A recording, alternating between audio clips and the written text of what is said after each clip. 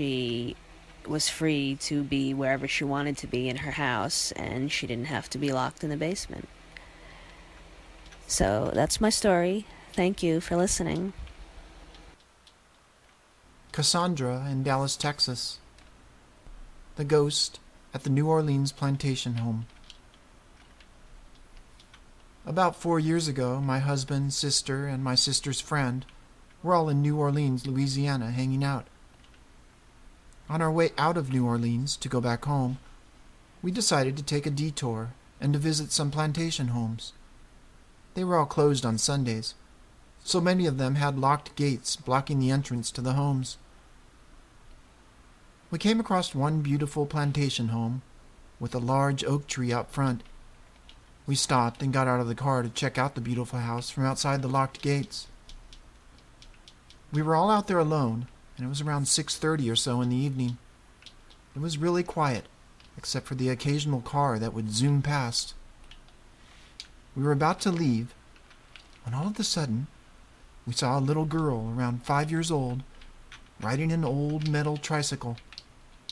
She had blonde curly hair, a white dress with a ruffle collar, and white stockings and black shoes. Completely like she was out of a different era. She was out there alone, riding, so we found it odd. There were no cars, the house was completely dark, and no one seemed to be home. She rode around the side of the house for a bit, as we all just stared at her, confused. Then, she suddenly stopped. She turned her head towards us and just stared. We all got so freaked out, we left in a hurry. It still gives me the creeps thinking about it. This next story is from Kristen in Georgia. Someone's whispering in my ear. The other day I was babysitting my neighbor's children. Their father was dying from cancer, and their mother was at the hospital with him. All the adult family members were called to the hospital, so she called me to babysit. I walked into the hallway where the 3-year-old daughter was. She was laughing. She turned to me and said, "Someone's whispering in my ear." I asked to make sure I heard her correctly. "Someone's whispering in your ear?" She excitedly said, "Yeah." "Right now?" "Yeah." I asked her, "What are they saying?" Eyes sparkling and smiling, she answered, "My daddy loves me. I love my daddy. I'm going to be all right." She went back to playing. My neighbor later called to talk to the kids.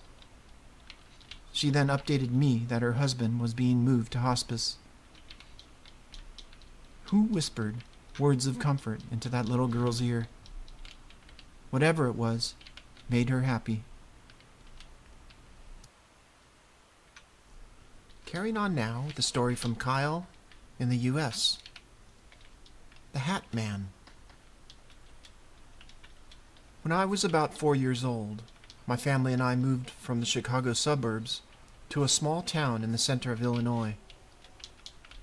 The house my parents chose was nice, and I made friends with all of the kids in the neighborhood very easily. In fact, I still talk to them today. Our house wasn't anything fancy, and it was well over 100 years old. When I was around 8 or 9 years old, right around the time when VHS tapes were almost irrelevant, my parents were having a garage sale selling all of their VHS tapes. I've always hated change, so when my parents were inside, I snuck out to the garage to snag as many of my favorite movies and shows out of the boxes as I could.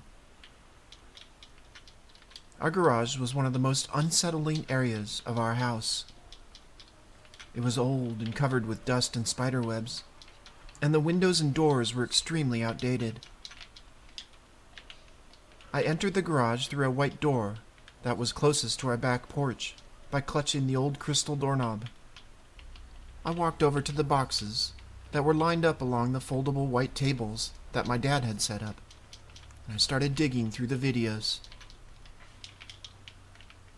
I had barely passed the first layer of tapes when I heard a harsh whisper behind me say, "Kyle."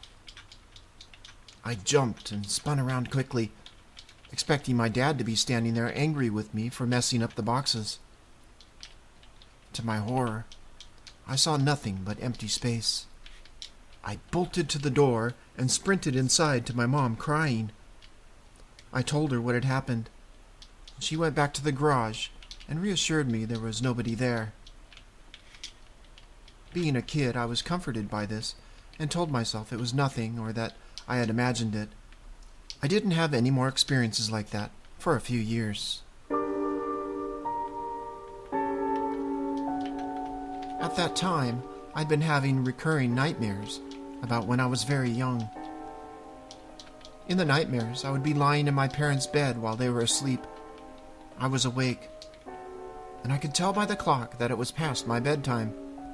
The door to the bedroom was open just enough for the hallway to cast a sheet of yellow light onto the wall parallel to me.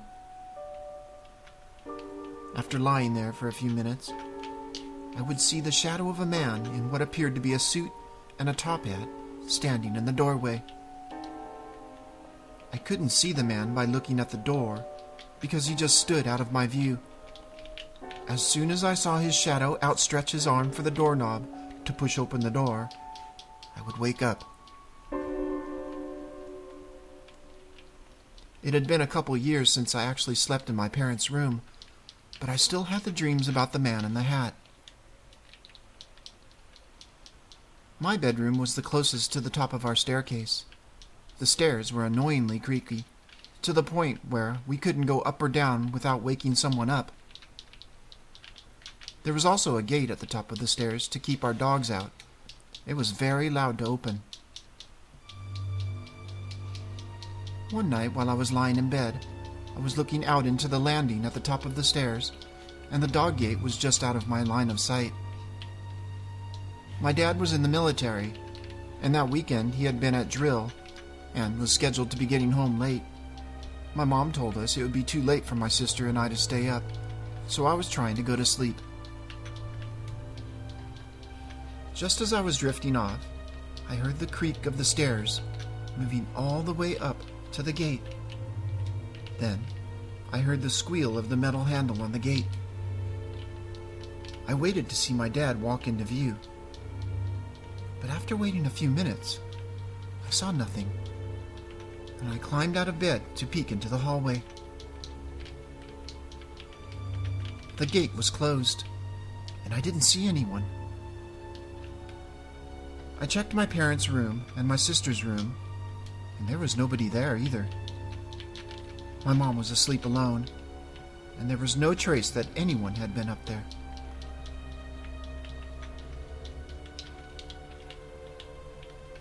The next day, my dad arrived home and said that he couldn't make it home last night because he had to stay later than he expected.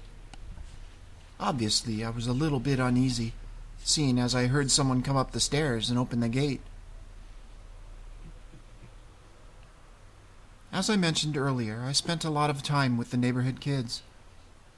One day, I was directly across the street at one of my friends' houses, and we were messing around upstairs. We had a camera, and we were talking to each other about ghosts and scary stories. I decided to tell him about the man I had dreamt about at my house and the weird things that happened. He told me that we should take some pictures at my house to see if we could get anything on the camera. So we looked out the window over to my place and snapped a couple of pictures. Maybe it was because we were kids and we really weren't experienced with cameras, not to mention the camera was pretty cheap. But we could not get the pictures to turn out. And my friend swore that he saw the faces of people in the blurry pictures. After a while, we shook it off and gave up and decided to continue playing.